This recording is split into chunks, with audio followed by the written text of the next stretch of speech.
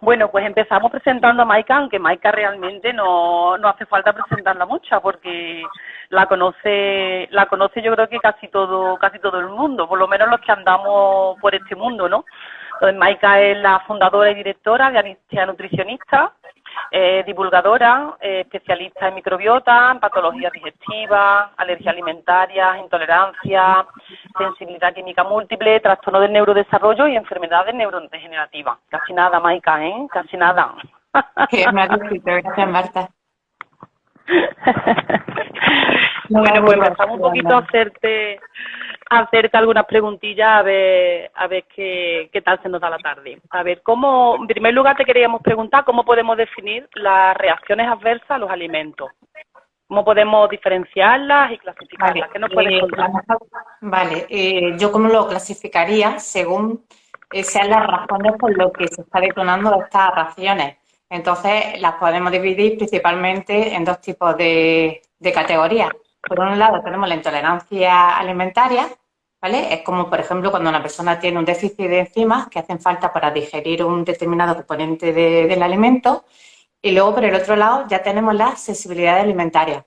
A mí no me gusta hablar de alergias, me gusta más hablar de sensibilidades alimentarias porque, bueno, hay pequeñas diferencias. Y aquí lo importante es que en esta sensibilidad alimentaria ya está interviniendo el sistema inmunitario.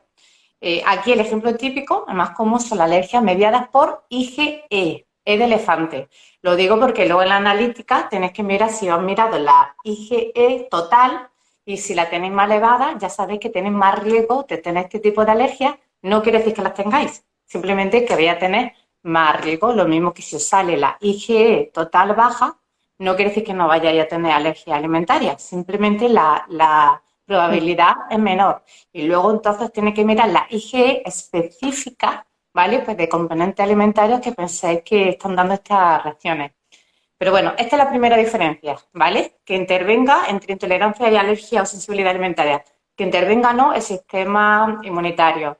Luego, otra diferencia importante va a ser que la intolerancia alimentaria, aquí la reacción va a depender de la dosis, ¿vale? Mientras que la alergia o sensibilidad alimentaria, incluso cantidades trazas, te podría dar hasta un choque anafiláctico. En la intolerancia no. Además, no solo depende de la dosis, de que te dé reacción o no, sino que normalmente cuando la dosis es mayor, la reacción va a ser mucho mayor también. Entonces hay como un umbral de tolerancia y hasta que no lo sobrepases, pues no te va a dar la reacción. Y además, en cada persona, con ese mismo tipo de intolerancia, eh, el tipo de ración y cómo de grande sea también va a ser distinto, ¿vale? Y con la alergia también pasa, ¿vale? Pero no hay tanta diferencia.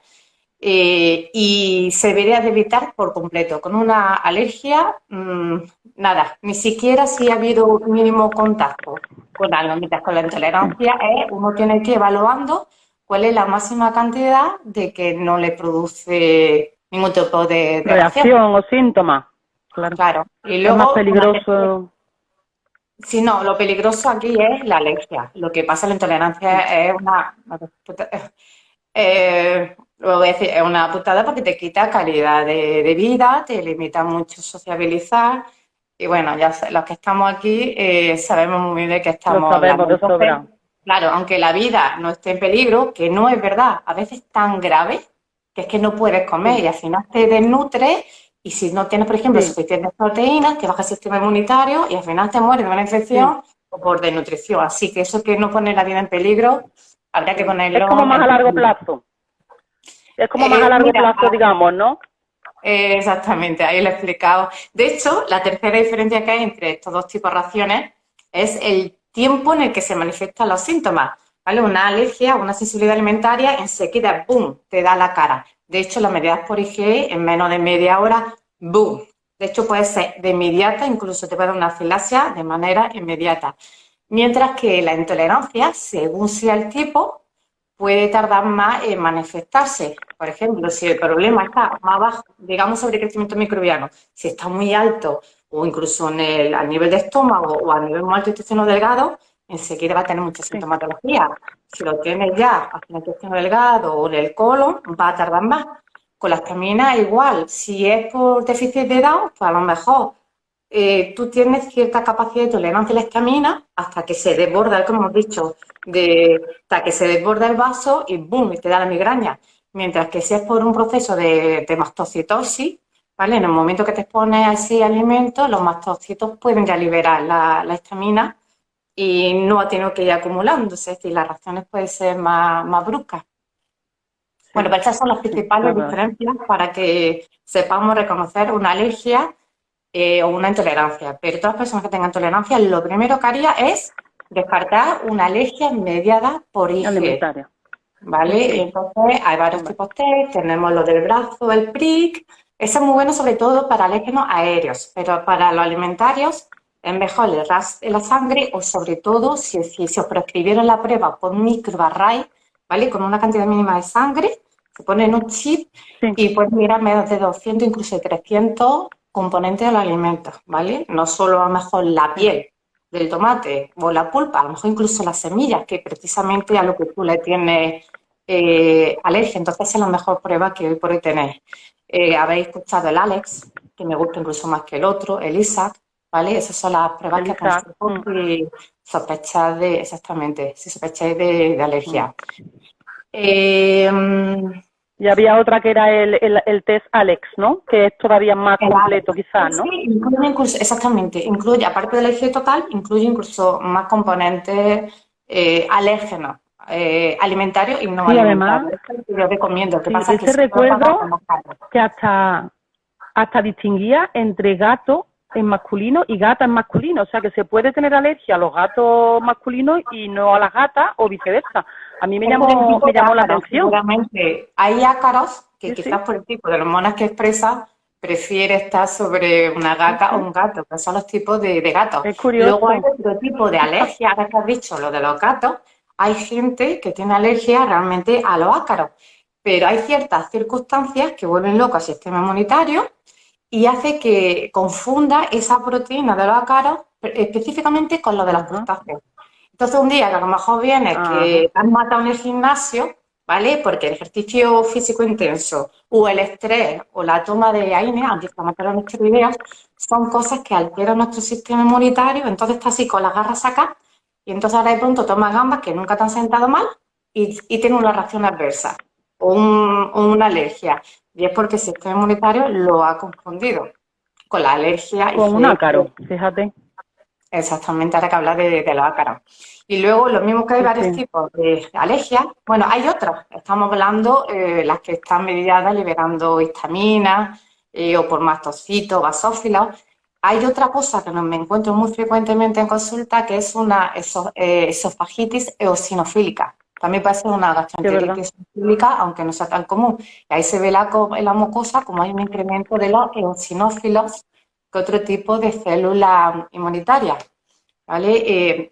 De hecho, se confunde mucho con alergia, la enfermedad de reflujo gastroesofágico, porque a veces se tiene ardores, pero lo que más lo caracteriza es como dificultad para tragar, dolor, odinofagia. Bueno, pues es una cosa que también que... ¿Por qué estoy hablando hoy de esto con sensibilidad alimentaria? Porque aunque no se sabe exactamente la causa, se cree que el detonante son ciertos alérgenos alimentarios que no se han terminado de identificar. ¿Por qué se sabe? Porque se hace una dieta de restricción en la que retira los principales alérgenos y suele remitir.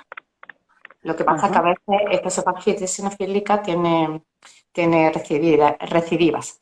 Y bueno, lo mismo que hablas que hay varios tipos de alergias, hay también varios tipos de intolerancia alimentaria, de las que podemos hacer una Sí. subclasificación, ¿vale? Entre intolerancia farmacológica o metabólica, ¿vale? Bueno, también está la indeterminada, en la que aquí no se sabe exactamente cuál es el mecanismo por el que se ¿Por dónde produce son? o podría Ujú. deberse a varias causas, exactamente.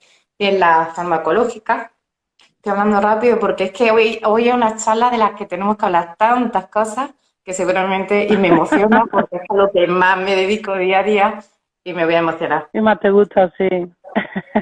Mira que hoy tengo la cabeza espesa, creo que he pillado algún virus de esto estomacal, no sé qué tengo más revuelto, el estómago o la cabeza, pero bueno. O la cabeza, ¿no?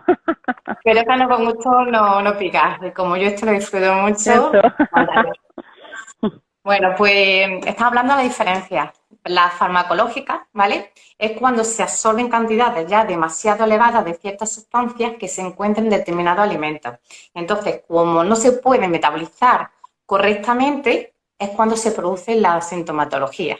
Vale, aquí el ejemplo más típico es la histaminosis, ¿vale? Porque consume mucha cantidad de aminas biógenas, no solo la histamina, la tiramina, esta cadaverina, putrefina, bueno, hay muchas otras, o porque tenga un déficit de edad, ya sea genético, porque tenga un daño en la mucosa y no te esté funcionando bien la enzima de aminosidasa, ¿vale? Que es la enzima que metaboliza estas aminas biógenas.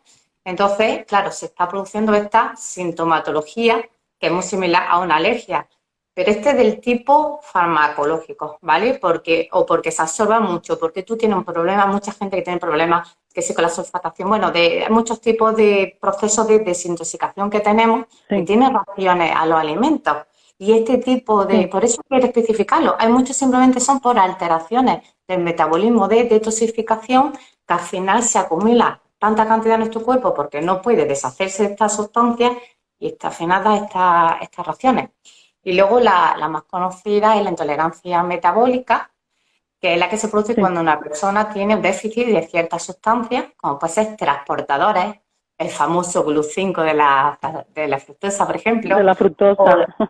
O de enzimas digestivas, ¿vale? Que son necesarias para que se haga la digestión correctamente, para que se absorba. Vale, aquí la más frecuente que tenemos de todas es la intolerancia a la lactosa por falta de la enzima lactasa, ¿vale? Que son las que digieren este azúcar de la leche, mientras, ya lo digo por curiosidad, no por curiosidad, porque en un niño pequeño que vea que el huevo le sienta mal, seguro, eso ya no va a ser intolerancia, lo más seguro es la alergia, porque la más frecuente en menores de 5 años es la alergia al huevo. ¿Qué es lo que pasa? Que este tipo de alergia, a partir de los 3-5 años, se van solas. El cuerpo empieza a tolerar estos alimentos. Entonces, ya a partir de los 5 años, la más frecuente no es el huevo, es a las frutas. Por ejemplo, la LTP de melocotón.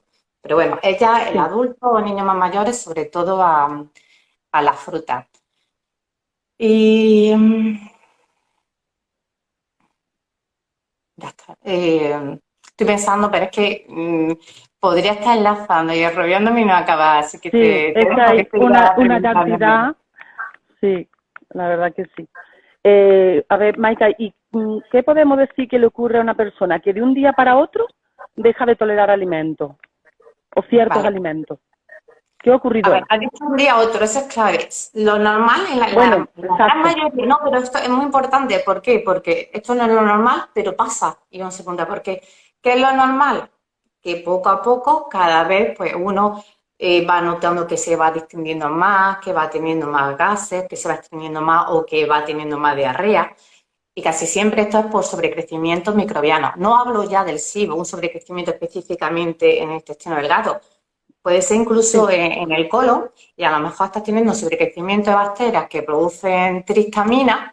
Entonces, cuando toma alimentos que tienen triptófano, lo van a transformar en esta sustancia que atrae mucha agua hacia el intestino. Entonces, cuando tomas este alimento, ¡bum!, te va a dar diarrea. Pero claro, estas bacterias van creciendo con el tiempo. Otro ejemplo es que tengo un sobrecrecimiento de bacterias que desconjugan los ácidos biliares primarios, lo transforman en secundarios. Y como los secundarios ya no digieren bien la grasa, ¿qué es lo que va a pasar cuando toma una dieta rica en grasa? Pues que va a tener una esteatorrea, una mala absorción de grasa, bueno, una diarrea, ¿vale? Como la absorción de grasa. Pero claro, estos son sobrecrecimientos que se van produciendo con el tiempo.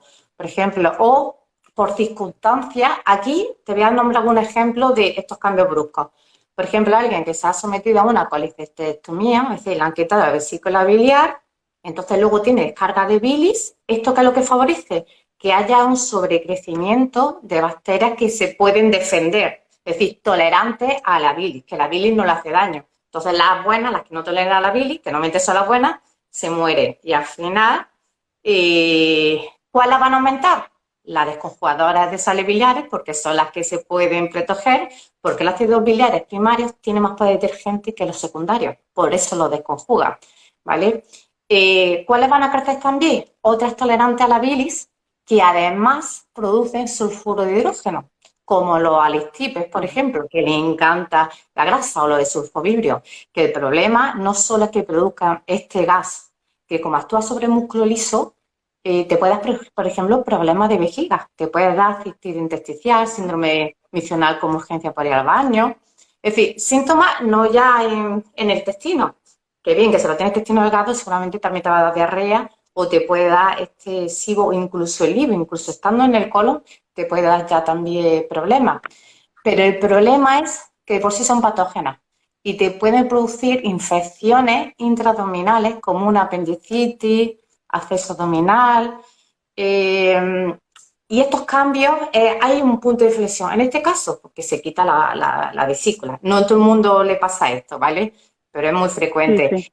Digamos que por una infección de muelas tienes que tomar muchos antibióticos, porque además, como de manera profiláctica, da unas tandas brutales. Yo creo que te proviene de qué probióticos tienes que tomar a la vez. Pues ya está, es lo que digo, otro punto de flexión, un antes y después. Ya de pronto, después de el dolor de muelas se te va, pero luego te duele todo. ¿Por qué? Porque ocasiona disbiosis, claro. Disbiosis no solo porque te han matado las bacterias protectoras, sino porque a lo mejor te han dado algún tipo de antibiótico que tú ya tenías una bacteria patógena que le tiene resistencia a ese antibiótico. Entonces, ¿qué es lo que ha hecho? Pues entre que como no había bacterias buenas que le pararan los pies, pues aprovecha, ha visto la vía libre para crecer. Y entonces, claro, ahí de pronto te pones malísimo. Luego, otra cosa que puede hacer que de pronto no toleres los alimentos, pues ya factores psicológicos, ¿vale? El estrés desactiva, inactiva el sistema nervioso simpático, que es el encargado de hacer bien la digestión. ¿Por qué? Porque hace que tengamos una buena motilidad. Es decir, se paraliza esta motilidad, aunque te pueda dar diarrea. No quiere decir que no te dé diarrea, aunque se paralice. Se deja de segregar los jugos digestivos. Seguramente ya habéis escuchado la importancia de activar el nervio vago. Pues precisamente es para esto, para que se haga bien la digestión, no se estanque la comida, se esté fermentando y haya gases y molestias. Pues bien, el estrés lo inactiva y lo que activa el sistema nervioso simpático, ¿vale? Que pone al cuerpo en modo lucha-huida. Entonces, claro, lo que quieres es pelearte o correr. No te va a llevar sangre al estómago para que digieras tranquilamente, ¿no? Queremos la sangre en los músculos, que es donde le va a hacer falta. Entonces, claro, boom, de pronto pues te da dispesa, se te paraliza la digestión y no te estas molestias. Por eso la importancia de gestión del estrés, que tú como psicóloga sabes, aquí ya me tendría que callar yo y dejarte a ti un rato que primero para mí, para cómo manejar el estrés, porque es fundamental. Pero es que acordaros lo que os he comentado antes de uno de los factores que altera el sistema inmunitario, que es el estrés.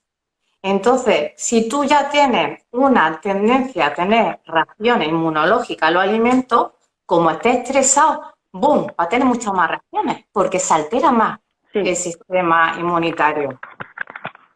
Y luego otra cosa, que cuando uno está estresado, libera cortisol, y al final el cortisol lo que hace es debilita el sistema inmunitario. Entonces, si tú tienes ya patógenos en tu microbiota, ¡boom!, es cuando puedes aprovechar para traslocar o para hacer de las suyas.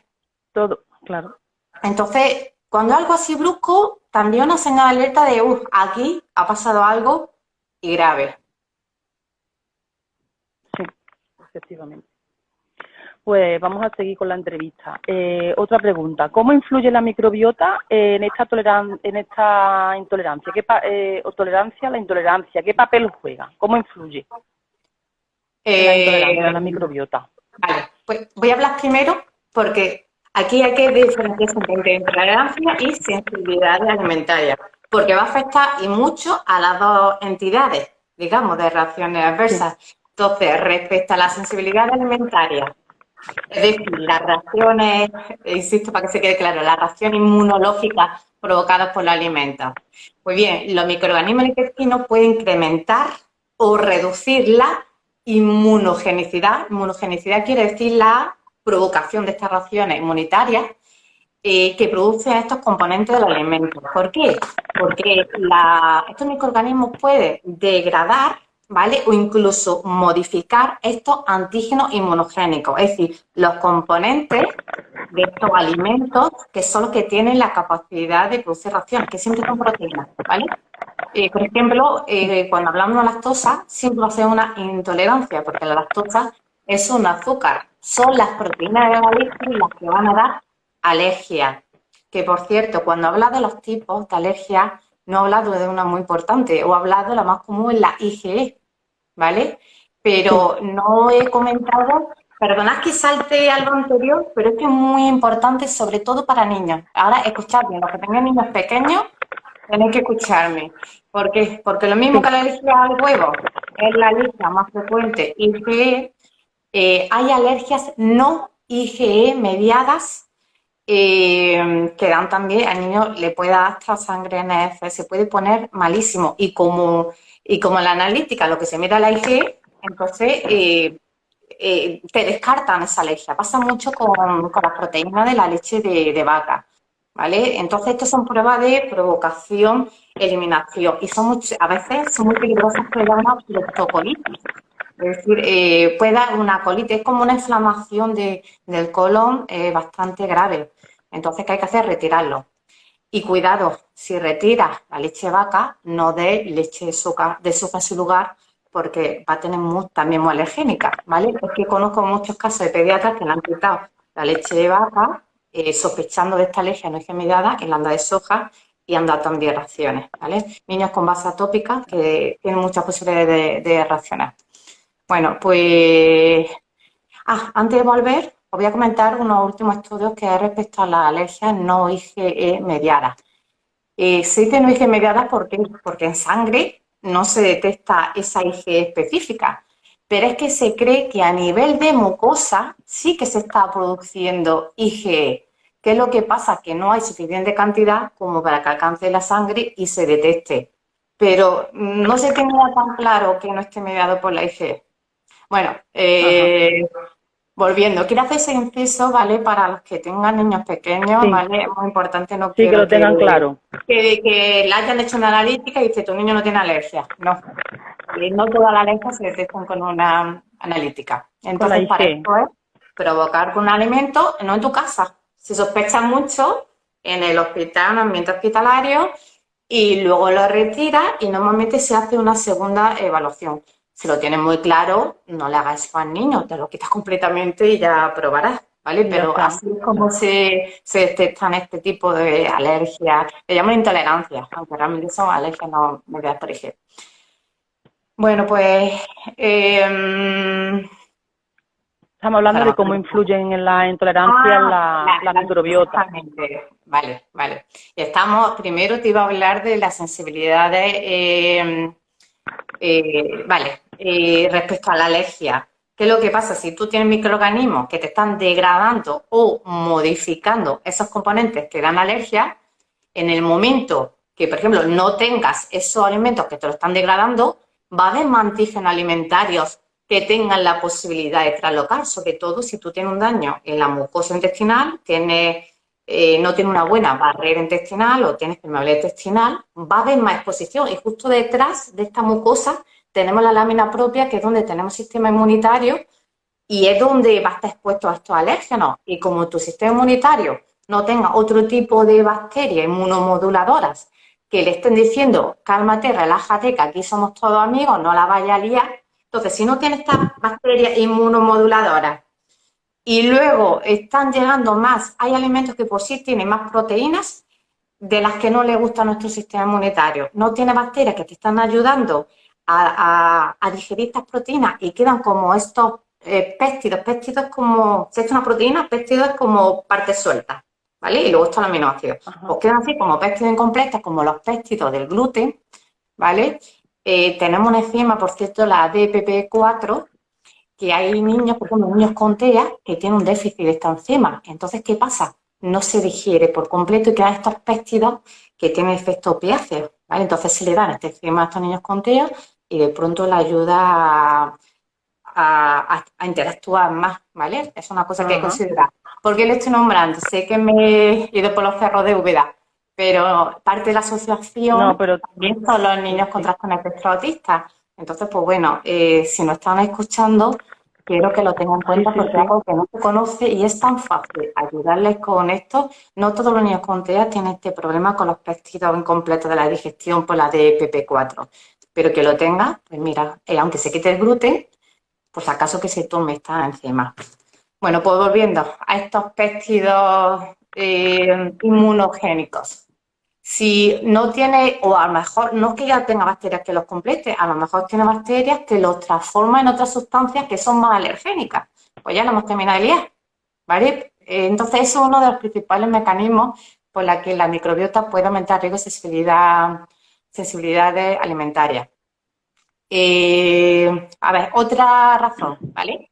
Es que tenga un exceso de microorganismos patógenos que te estén dañando esta barrera intestinal. Entonces, claro, si la abres, se hace la agujera, pues aquí hay sustancias de los microorganismos, como los lipopolisacáridos, que hace que nuestro sistema inmunitario libere citoquinas inflamatorias, provocando una inflamación sistémica de bajo grado, pero a veces simplemente son reacciones, incluso, en este caso, inflamación general, ¿vale? Aquí se mezcla un poco con la intolerancia, con la alergia, pero otras veces simplemente es, boom, reacción alérgica.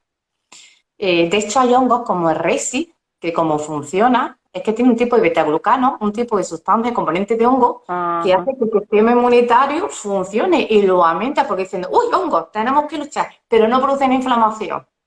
Es decir, que no siempre que el sistema inmunitario ve un componente de un microorganismo va a atacar para mal. A veces simplemente se despierta y se pone a trabajar correctamente. La E. coli, cuando está bajita, menos un 1%, cuando está funcionando bien, tiene unos lipopolisacáridos, que siempre hablamos más de ellos, que entrena para que funcione bien el sistema inmunitario. El problema es cuando ya aumenta de cantidad y lo que hace es que se pone a agujerear la mucosa y aumentar la permeabilidad, es decir, actuar como una proteolítica. Bueno, y luego, ¿cómo pueden actuar con ellos? Por ejemplo, hay veces, una cosa que valoramos en la cuestión de microbiota es si hay un exceso de bacterias consumidoras de mucina. ¿Por qué? Porque si se están comiendo esa mucina, que forma parte de la barrera intestinal, pues va a aumentar la permeabilidad y va a haber mayor translocación, no solo de componentes microbianos, sino también de las propias bacterias, muchas que son invasivas, pero que quieren hacer colarse o simplemente acoplarse a la mucosa para no dejarse arrastrar. Entonces, mira, ahora que está de moda el ayuno intermitente, no a todo el mundo le viene bien, porque tú dime que tienes un incremento de esta bacteria. Estas bacterias, si tienen hidrato de carbono, los prefieren, o proteínas, pero cuando pasan muchas horas sin comer, ellas no van a pasar hambre, pues se comen la mucina. Entonces, en este caso lo tendrías contraindicado porque te va a aumentar el riesgo de permeabilidad intestinal. Y luego hay otras que a lo mejor tienen muchas, como los vatos, que tienen muchas que no son consumidoras de mucina, pero tienen una enzima, la sulfatasa, que lo que hace es que la capa que hay antes de la mucina, ¿no?, que a base de sulfato, la quitan. Entonces ya dejan la vía abierta para que vengan los consumidores de mucina y te degraden la barrera intestinal. Es decir, que no solo hay que tener en cuenta las consumidoras, sino las que les facilitan el trabajo. Y además, por ejemplo, Bacteroideobatus. ¿Qué es lo que pasa si te quita esta capa de azufre?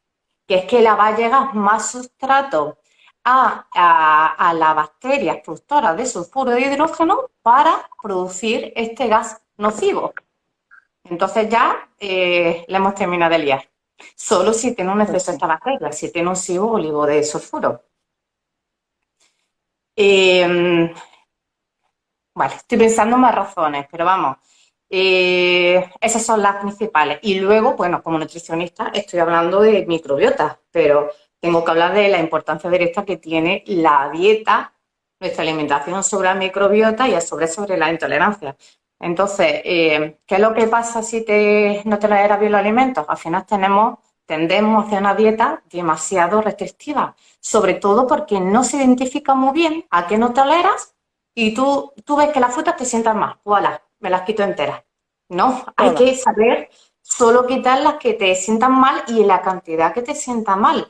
¿Por qué? Porque al final pierdes diversidad microbiana. Es decir, pierden muchas especies de bacterias y cada una hace una cosa distinta. Necesitamos que haya mucha variedad y ya se sabe, poca diversidad bacteriana igual a un incremento tremendo a todo tipo de enfermedades, como la enfermedad inflamatoria intestinal. Aquí es clave que haya una buena, bueno, es que se sabe que hay menos diversidad microbiana, ¿vale? Pero es que pasa una cosa, que también se está produciendo menos metabolitos microbianos que lo necesitamos para el mantenimiento de esta homeostasis intestinal, significa salud, ¿vale? Salud del intestino, que hace que nosotros tengamos salud. Pues bien, se sabe que hay ciertos metabolitos de las bacterias, como el famoso butirato, ¿vale? Aquí también interviene, porque si ya sea porque no tienes suficientes bacterias que producen butirato o tu dieta es muy restrictiva en fibras que esta bacteria lo transforma en butirato, pues bien, se sabe que aumenta mucho el riesgo de sensibilidad alimentaria si no tienes suficiente butirato. Por varias razones. La que conoce ya todo el mundo es que es el principal sustrato energético de las células del colon. Entonces, claro, si no comen, pues claro que no puede regenerarse.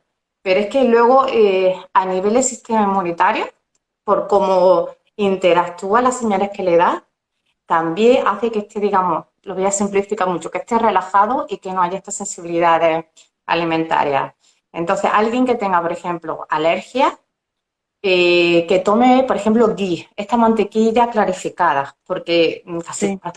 no tiene lactosa, no tiene proteína, leche. Normalmente, a ver, tiene que asegurarse de que esté libre de cualquier, bueno, si tiene Sí, alergia a claro, la claro. leche, mejor no Sí. arriesgarte. Pero en general, si tú quieres una buena fuente natural de butirato y tú sabes que tiene mucho riesgo, alergias, sensibilidades, deberías tomar ghee a diario, ¿vale? Que en general se tolera excelentemente y así te ahorras tanto dinero en suplementos de butirato. Pues sí. Y sobre todo mucha gente que no tolera los suplementos, entonces es una buena opción esto. Es genial, es que eso debería formar parte de la dieta de cada día, de lo mismo que pensamos, ¿qué voy Sí. a comer yo? ¿Cómo voy a alimentar yo? Tenemos que pensar, ¿cómo voy a alimentar hoy a mi bacteria? Porque Come si no la bacterias, piensas, sí, sí, acaba alimentando bacterias malas. Mejor claro. que planees cómo voy a alimentar hoy a las bacterias que me van a proteger. Porque mucha gente piensa, uy, ¿qué me tomo para el sistema inmunitario? Pues mejor piensa qué como para alimentar mis bacterias, que son las que hacen que estudie bien tu sistema inmunitario. Pues sí. De hecho, ya os voy a poner un par de ejemplos, ¿vale? Para que veáis cómo la bacteria influyen directamente sobre el sistema inmunitario. Por ejemplo, el Ruminococcus nevus, GNA. ¿Por qué lo digo? Para que tenga un test que se lo compruebe si tiene esta bacteria, Ruminococcus nevus, ¿vale? Esta está aumentada en gente con disbiosis, ¿vale? Pues esta bacteria hay una clara asociación con el riesgo de alergias. De hecho, se ha visto que en bebés que tienen alergias está muy aumentada esta bacteria y si en ese momento no tienen alergias, ya se ha visto en estudios que hacen seguimiento que al final desarrollan alergia alimentaria. Entonces, esta es una bacteria que hay que mantener totalmente a raya en la gente que tenga sensibilidades alimentarias. Y luego, una bacteria que hace lo contrario. Esto no me de alergia, Ruminococcus nevus. Pues ahora, como ejemplo, una que nos suele proteger de la alergia es el Bacteroides fragilis, ¿vale? No uno que... Ajá. Hay una subespecie que es mala, ¿vale? Produce enterotoxinas, pero en general el fragilis puede promover la interleuquina 10 y antiinflamatoria y esto permite la diferenciación de las células T reguladoras. Bueno, básicamente unas células inmunitarias que permiten la tolerancia a los alimentos para que no dé reacciones alérgicas. Entonces es otra manera en la que interviene la microbiota con la intolerancia. Qué interesante. Y tú, ¿cuál es tu opinión sobre los test de microbiota? Pues nos empeñamos en hacerlos, si hoy en día realmente la microbiota saludable no existe, ¿no? O la microbiota ideal, todo. ¿Por qué piensas tú que son tan útiles? Exactamente. Además, tu ideal puede ser muy distinta a mi ideal. Por eso no están Claro. todavía probados la transferencia fecal. Ahora no me venía. Bueno, la transferencia fecal, ¿cómo se me ha ido el nombre? Los trasplantes de materia Mm, fecal, ¿vale? Solo trasplante, están que a mí no me salía permitidos, tampoco. claro, solo están permitidos en gente con clostridios difíciles que ya ha resistido test estándar de antibióticos y porque si no la casca. Es decir, que en casos muy extremos, a pesar de que se ha visto efectivo, se ha demostrado que es efectivo en el TEA, en el trastorno espectro autista y en la enfermedad inflamatoria intestinal también, ¿vale? Porque la base es la micuna disbiosis. ¿Por qué no se permite? Lo primero, porque a no ser que tenga un análisis de microbiota que te detecta absolutamente todo, posiblemente se va a colar con un microorganismo patógeno. Pero también es porque lo que es bueno para ti puede no ser tan bueno para otra persona, ¿vale? A modo Claro. general, a gente que luego le da obesidad. Entonces, vale, es cierto que no la hay la ideal. Pero ¿por qué yo, por ejemplo, Aristea lo utilizamos mucho como herramienta diagnóstica? ¿Por qué? Porque estamos consiguiendo diagnosticar causas de intolerancias que no hubiéramos podido diagnosticarlo de ninguna otra manera.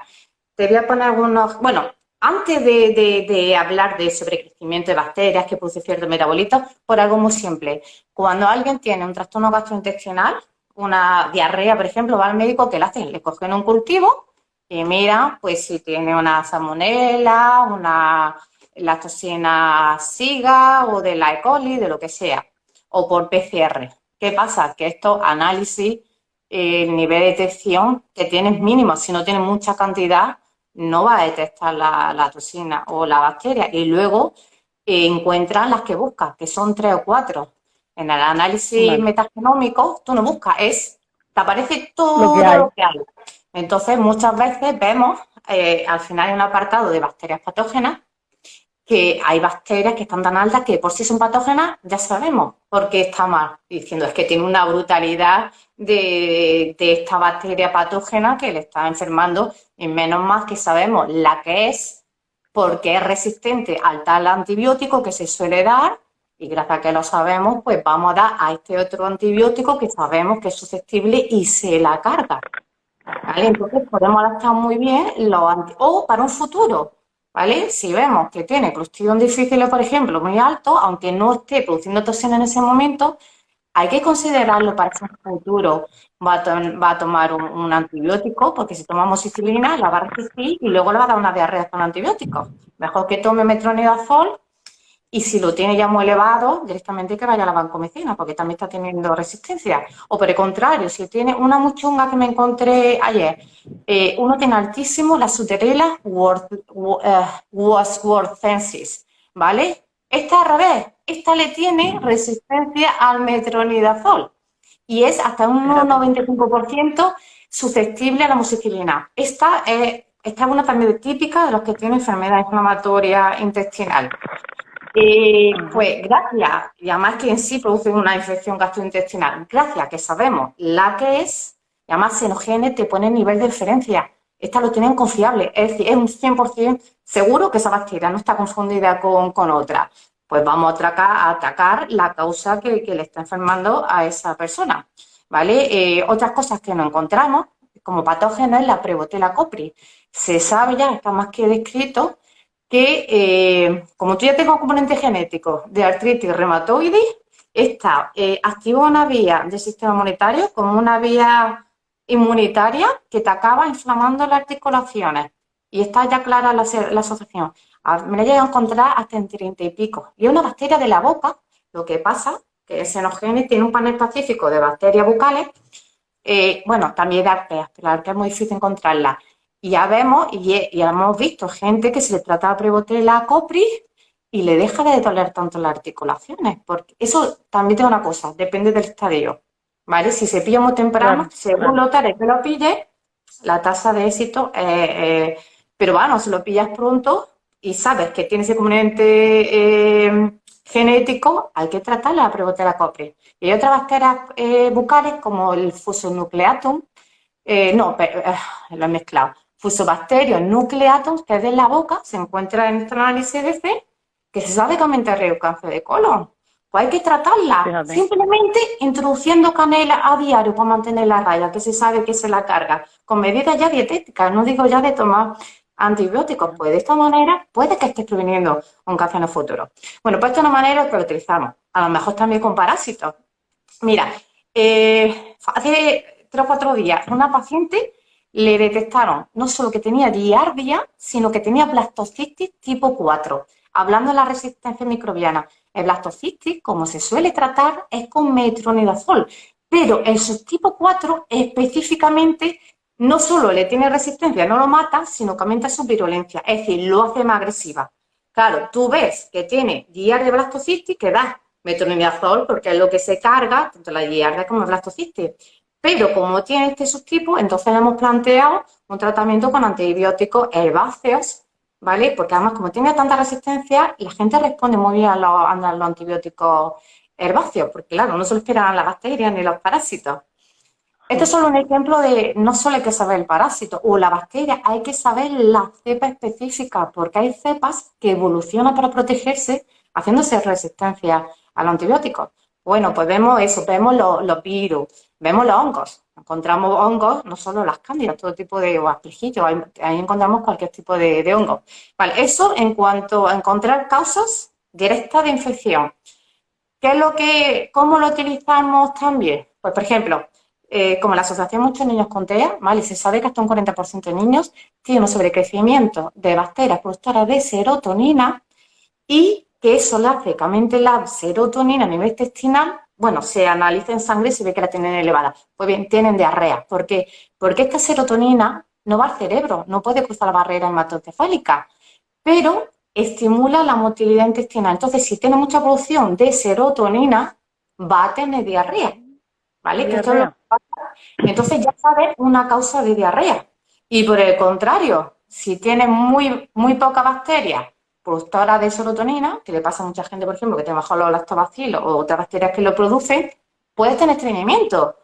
El famoso Resolor que se da como procinético, ¿vale? Para evitar la recidiva adhesivo, precisamente un agonista de los receptores de serotonina. Actúa como si fuera serotonina para estimular la motilidad.